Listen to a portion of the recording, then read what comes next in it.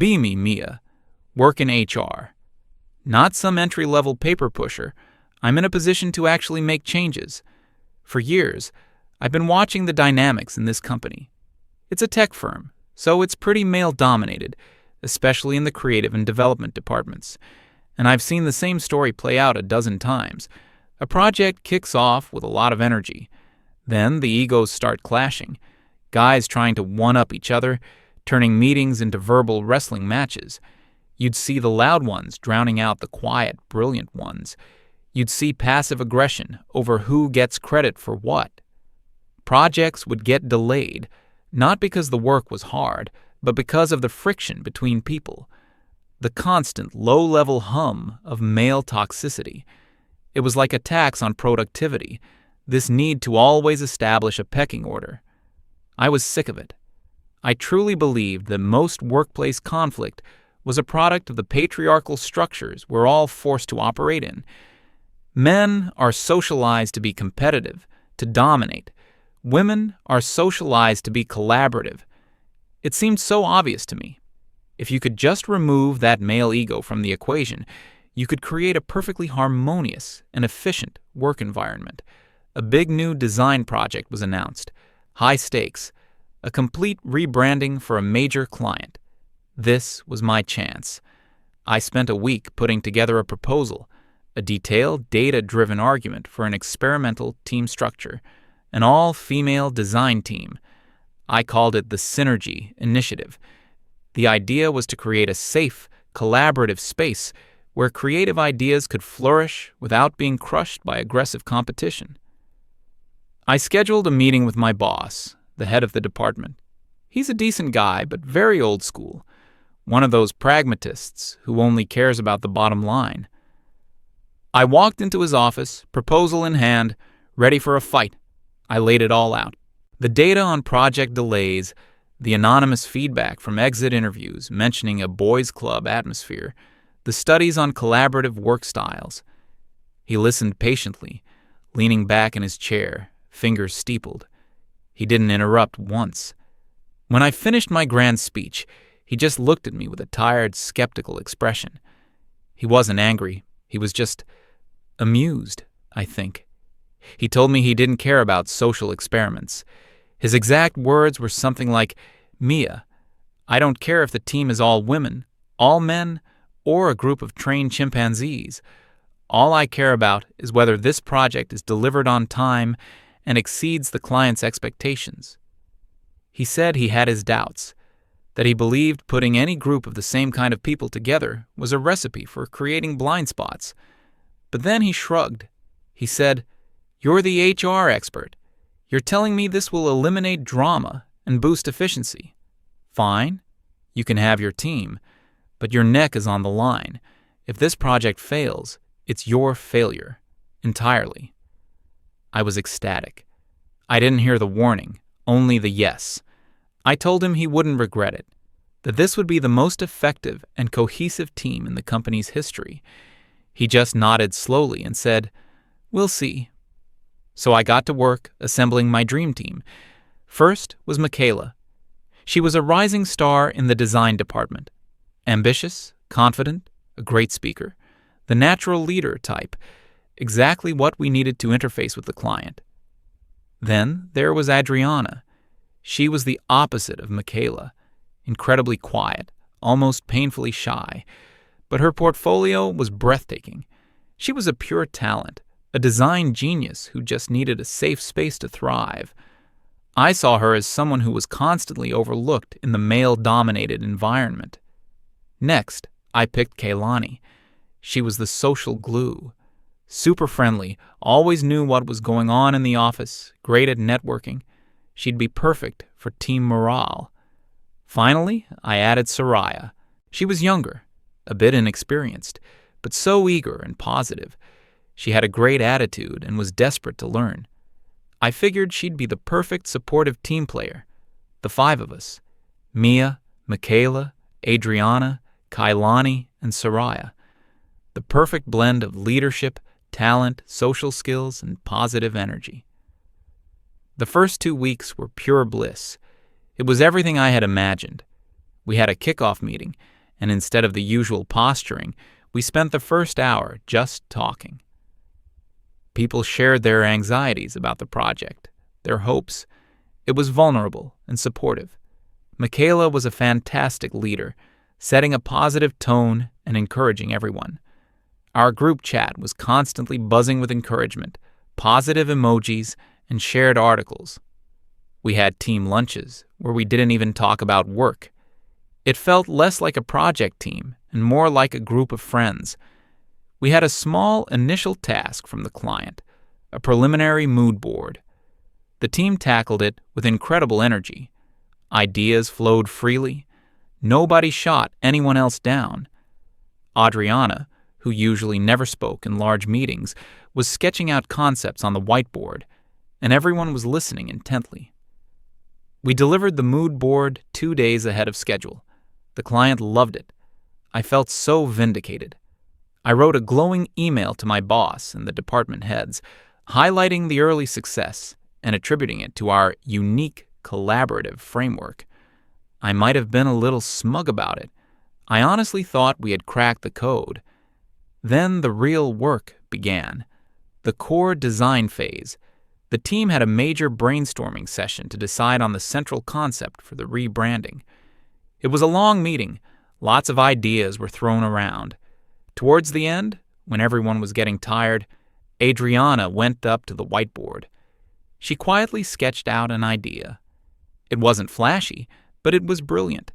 It was one of those concepts that was so smart and simple, you couldn't believe nobody had thought of it before. It perfectly captured the client's brand identity while also being fresh and modern. The room went silent. Everyone knew that was it. That was the winning idea. Michaela was the first to speak. She praised Adriana, saying it was genius and that she was the creative heart of the team. Everyone else chimed in.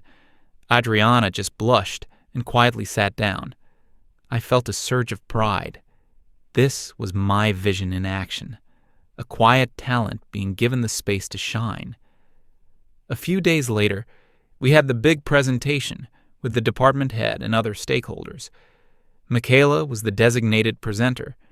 She stood up at the front of the room, confident and polished, as always.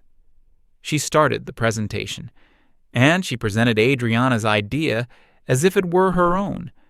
She didn't just present it, she owned it. She talked about her process for arriving at the concept, the late nights she spent refining it. She used the word I a lot. I decided to go in this direction because my vision for this was, towards the end, she made a small, throwaway comment. And of course, the whole team contributed with some great feedback to help me polish it. I was sitting at the back of the room, stunned. I looked over at Adriana.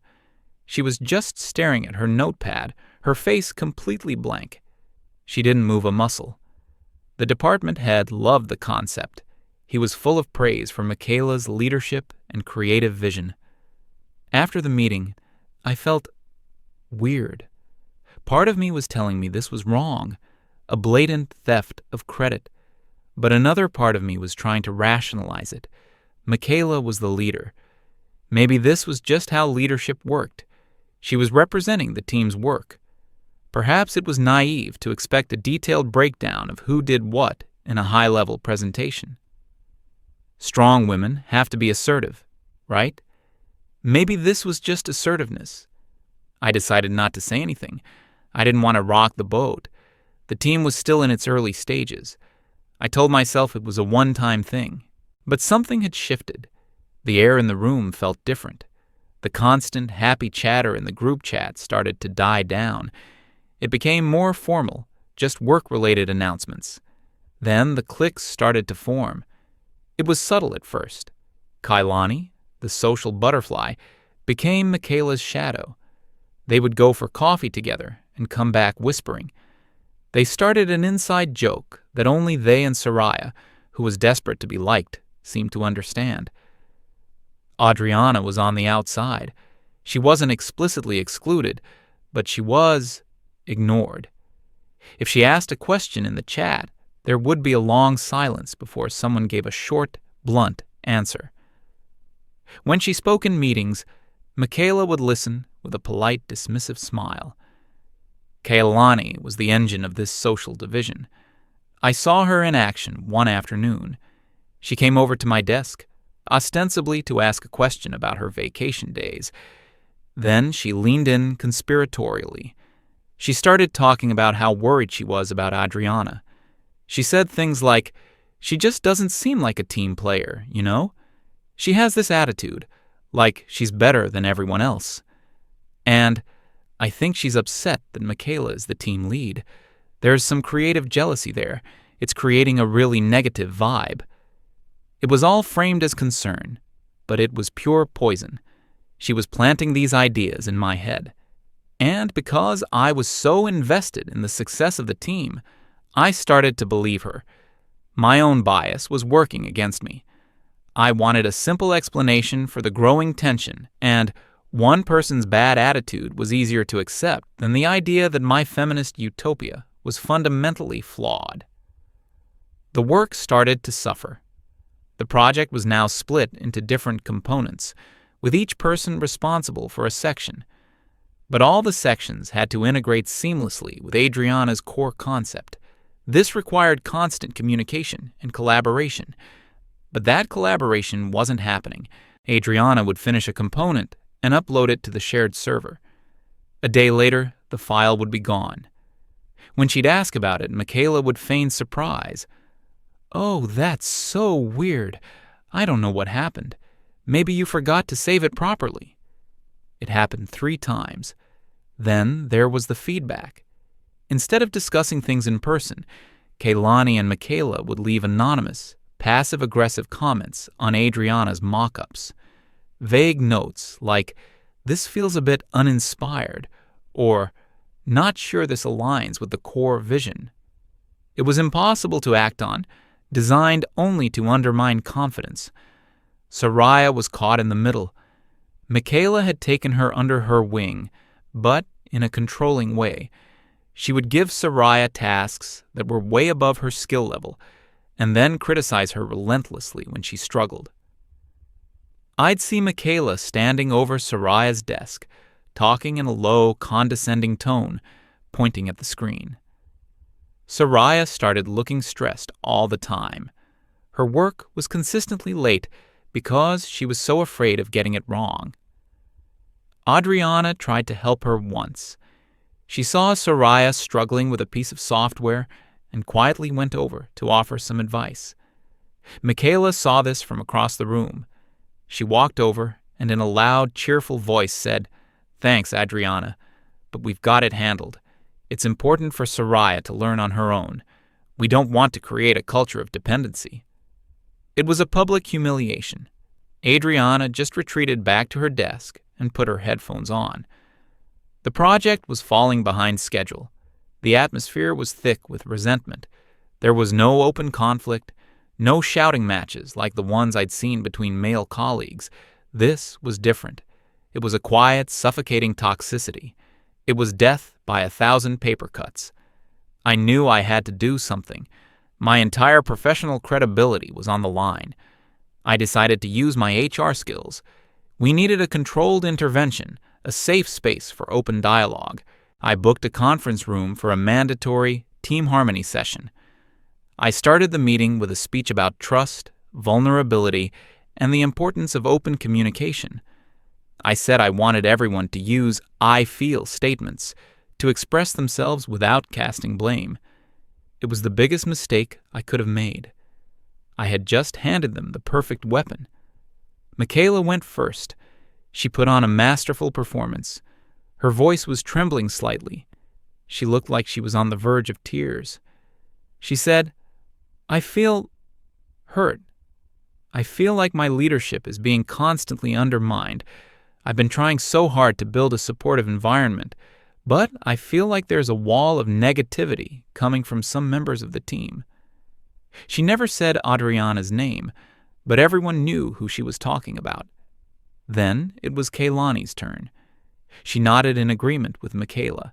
She said, "I feel scared to share my ideas sometimes. I feel like they'll be instantly judged or dismissed. The creative energy we had at the beginning is gone, and it feels like it's being deliberately sabotaged. Soraya just mumbled something about feeling stressed and looked at the floor.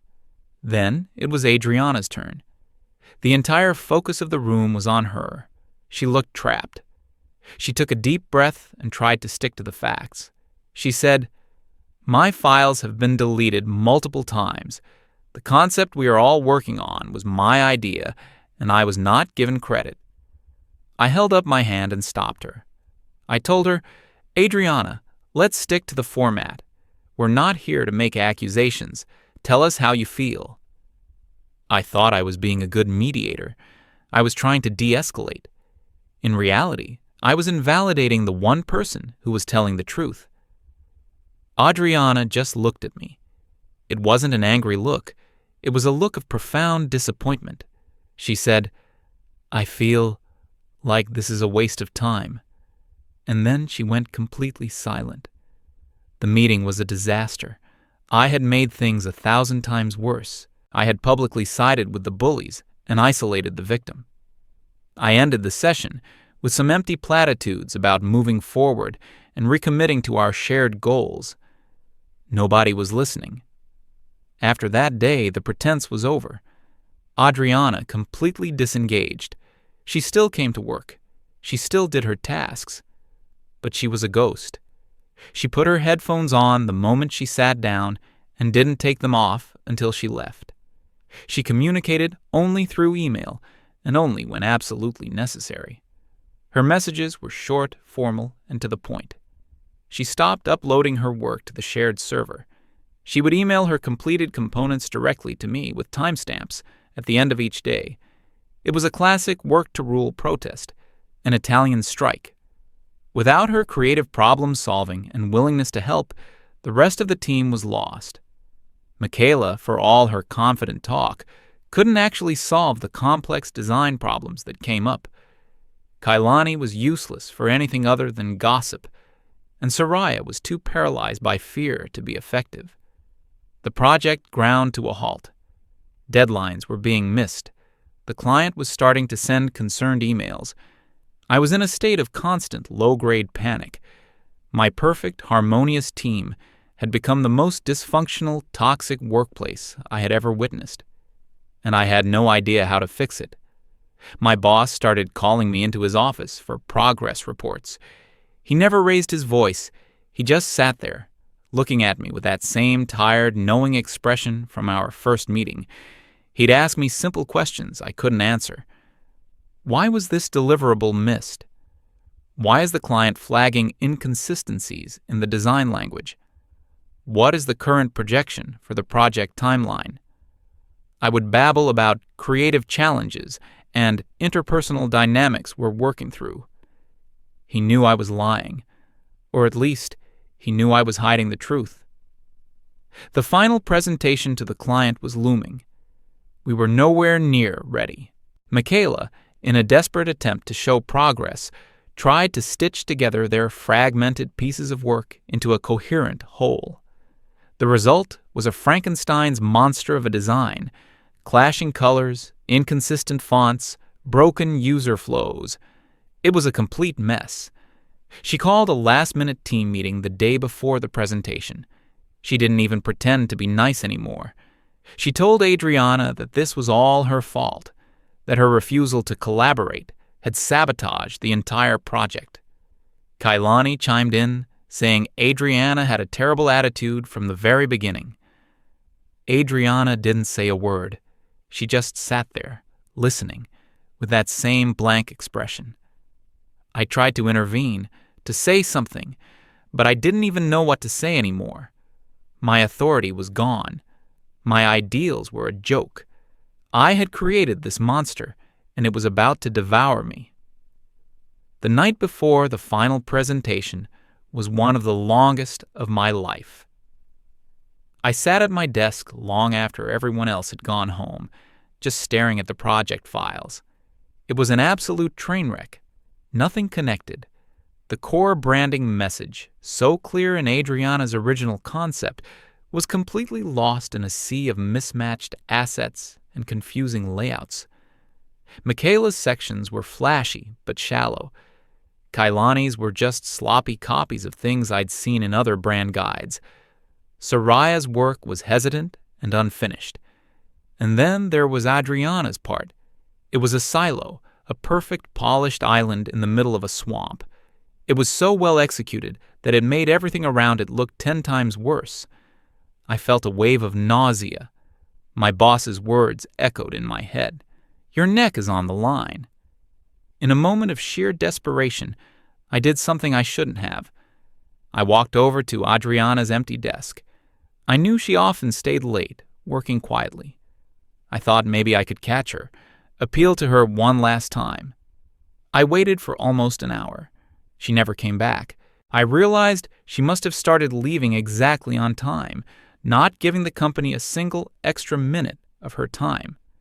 I couldn't blame her. I went home and barely slept. I kept replaying the entire project in my head, every mistake, every ignored red flag. My perfect theory had dissolved into this ugly personal drama that I had enabled at every turn. The day of the presentation arrived. We all gathered in the main conference room. It was one of those big glass-walled rooms that made you feel like you were in an aquarium. The main client stakeholders were on the big screen via video conference. My boss was there in person, sitting at the far end of the table. He wasn't looking at us.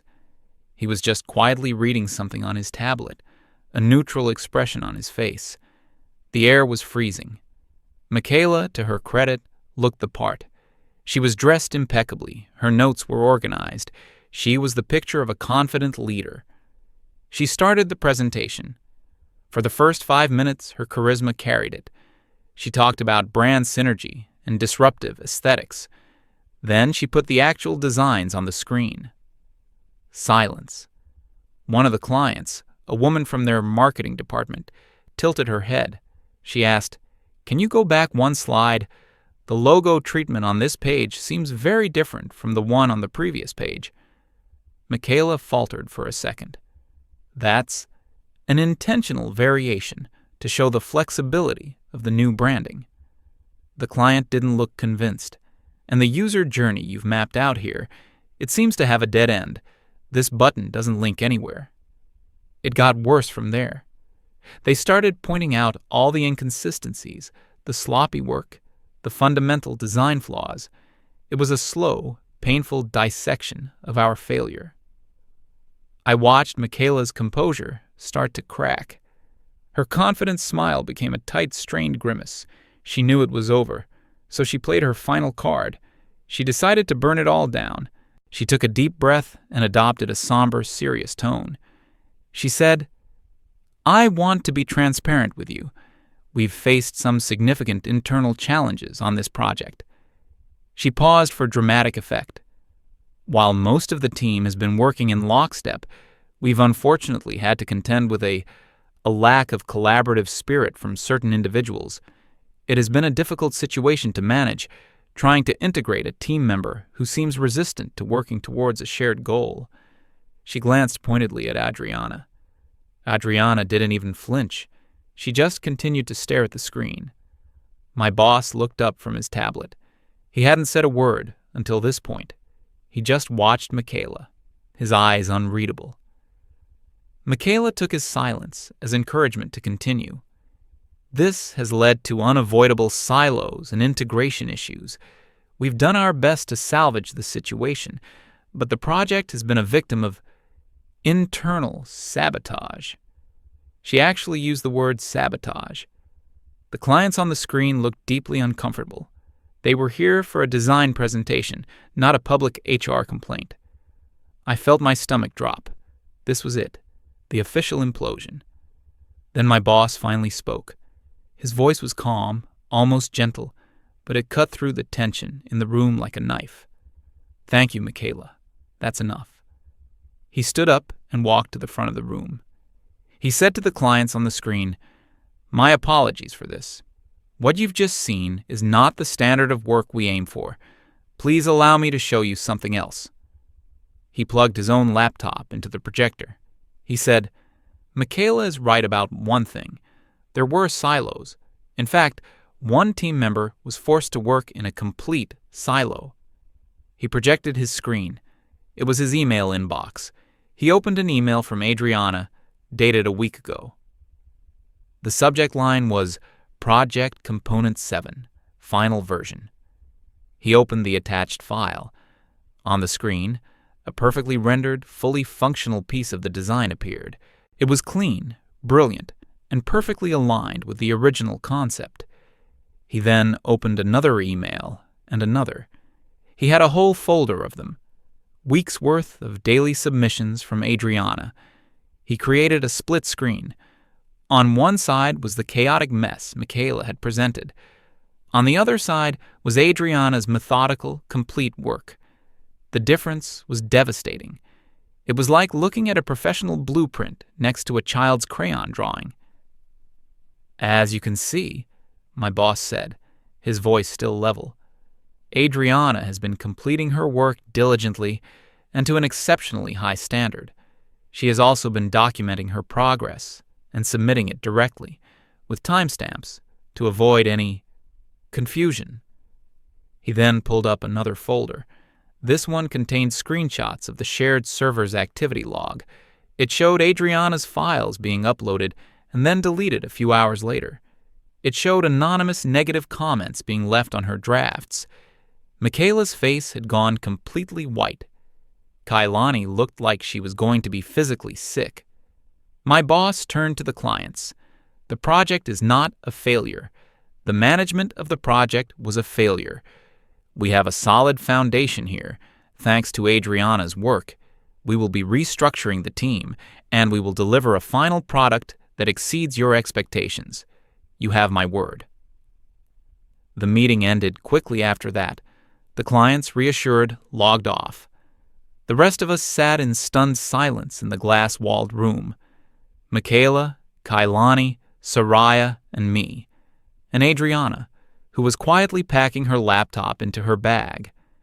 As she stood up to leave, my boss said, "Adriana, a moment, please." She stopped. He said, "I'm putting you in charge of the new project team. You'll report directly to me. You have full authority to pick your own people from any department. Whatever you need, you get." Adriana just looked at him for a long moment. Then she gave a single, small nod, and she walked out of the room. It was the most powerful exit I have ever witnessed. The next day, the official fallout came. A company-wide email announced that the rebranding project was being rebooted under new leadership. Soraya submitted her resignation that morning. The email to me was short. She just said she was leaving for a role at another company and wished us the best. Michaela and Kailani were not fired. My boss was smarter than that. Firing them would have allowed them to become martyrs or claim some kind of unfair dismissal. Instead, they were reassigned. Michaela, the ambitious star who loved the spotlight, was moved to the Quality Assurance Department. Her new job was to spend 8 hours a day testing old software for bugs, filling out repetitive spreadsheets. It was a career graveyard. Kailani, the social manipulator who thrived on information, was assigned to digitizing the company's old paper archives. She was put in a windowless room in the basement with a scanner and thousands of boxes of documents. She was completely cut off from the social life of the office. It was a slow, quiet, corporate execution, a fate worse than being fired for people like them. And then it was my turn. My boss called me into his office at the end of the day. He wasn't angry. He was just weary.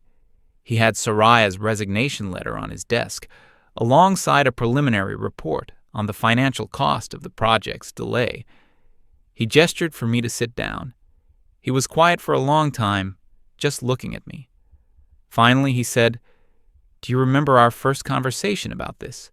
About your Synergy initiative?" I nodded, unable to speak. "You made me a promise, Mia. You promised me the most efficient, most harmonious team in the company's history. You promised to eliminate the drama." He leaned forward slightly. "Instead, you created the single most toxic, dysfunctional, and destructive team I have ever seen in my 20 years at this company. You didn't eliminate toxicity. You just changed its flavor. He picked up Soraya's resignation letter. You lost us a good employee. You almost lost us a major client. And you nearly destroyed the career of your most talented designer. He looked me straight in the eye. It turns out that toxicity, backstabbing, and ego aren't male traits, Mia. They're human traits. And a good manager's job is to handle them, not pretend they can be magically eliminated by creating a gender-based echo chamber. He leaned back. Your experiment is over, and it was a complete failure. I just sat there. There was nothing I could say. He was right. Every word was true. I had been so blinded by my own ideology that I couldn't see what was happening right in front of me. I had mistaken my theory for a fact. I had sacrificed real people on the altar of my own beliefs. He didn't fire me either. He said my punishment was to stay in my job and deal with the mess I had created. I had to handle the paperwork for Soraya's exit, process the reassignments for Michaela and Kaylani, and write the official project post-mortem, detailing every single one of my failures. I left his office and walked back to my desk. The office was empty. A few weeks later, I saw Adriana in the hallway. She was walking with two other designers, one man and one woman. They were laughing about something, looking at a sketch on a tablet. She looked happy, relaxed, confident. She didn't even notice me as she walked past, and I realized I was just part of the scenery now, a ghost from a failed experiment. I created the most toxic workplace ever, and the only thing that had been patriarchal about the situation was the man who had to step in and clean up my mess. I still work here, but I don't propose theories anymore. I just push the papers.